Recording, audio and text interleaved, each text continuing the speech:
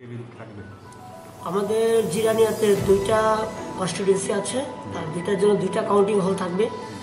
তো ওভারঅল 2টা কাউন্টিং হলের ইনচার্জেই আমি রিটার্নিং অফিসার হিসেবে ফাংশন করবো। ইন এডিশন টু দ্যাট 16 মান্দাইনগর পুলিনপুর যে কাউন্টিং হবে যে হলে, সেই হলে আমাদের ডিসি শান্ত দেববর্মা আমার পক্ষে কাজটা চালিয়ে দেবে।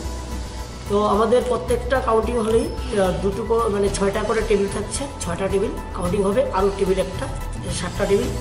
পোস্টাল ব্যালট দিয়ে কাউন্টিং প্রসেস শুরু হবে সকাল 8টায় কাউন্টিং হল খোলা হবে। অবজারভারের এজেন্সি 2জন অবজারভার নিয়োগ করা হয়েছে 2টা হলের জন্য।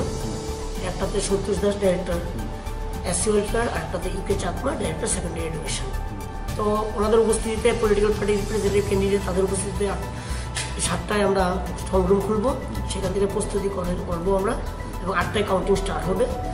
তো কাউন্টিং এজেন্ট প্রত্যেকটা পলিটিক্যাল পার্টি দিচ্ছে। গতকালকে আমরা প্রত্যেকটা পলিটিক্যাল পার্টি এবং কন্টেস্টিং ক্যান্ডিডেট নিয়ে একটা মিটিং করেছি আমরা। কাউন্টিংয়ের প্রস্তুতি পুরোটা তাদের সঙ্গে আলোচনা করা হয়েছে, এবং সবাইকে রিকোয়েস্ট করা হয়েছে যে ল অ্যান্ড অর্ডার পোস্ট কাউন্টিংও যাতে মেনটেন করে, ক্লিয়ার করা যেতে পারে। বিস্তৃতভাবে আমরা বলেছি। আমাদের কাউন্টিং হলের 100 মিটারের মধ্যে 144 দ্বারা অলরেডি জারি করা হয়েছে, 10 তারিখ থাকবে রাত্রে 12টা থেকে যতক্ষণ অব্দি কাউন্টিং শেষ না হবে 144 জারি থাকবে।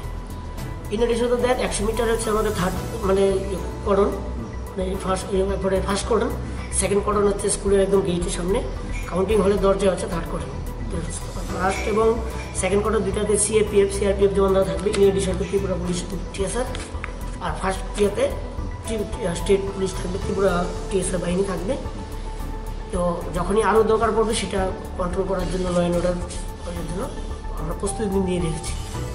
তো পুরো এরিয়া তো ফোর্স আনা হয়েছে অলরেডি, অ্যাডিশনাল ফোর্সেস, যাতে পোস্ট কাউন্টিং কোনো ভায়োলেন্স বা মিসক্রিয়েন্ট অ্যাক্টিভিটিস না হয় তার দিকে লক্ষ্য রেখে আনা হয়েছে। তো সব প্রস্তুতি ঠিকঠাক আছে আমাদের। কাউন্টিং হলে সিসিটিভি থাকবে এবং ভিডিওগ্রাফিও থাকবে, দুটোই থাকবে।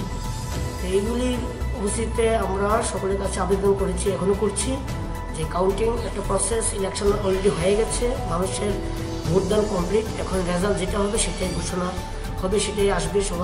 সবাই যাতে এটাকে স্পোর্টিং স্পিরিটে নেয়, এবং পোস্ট কাউন্টিং প্রসেসে যাতে কোনো ধরনের ভায়োলেন্স অ্যাক্টিভিটিতে কেউ যাতে জড়িত না হয়, সেটা আমাদের প্রশাসন থেকে আমরা আবেদন রাখছি। তো কাউন্টিং স্মুথলি হবে, আমরা আশা করছি 12টার মধ্যে কাউন্টিং শেষ করতে পারবো।